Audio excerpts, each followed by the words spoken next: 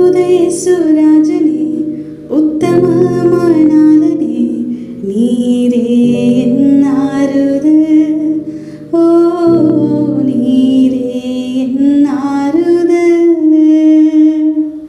ஒருவராய் பெரிய காரியங்கள் செய்பவர், இருளிலிருந்து புதையலை கொண்டு வருபவர். ஒருவராய் பெரிய காரியங்கள் செய்பவர்,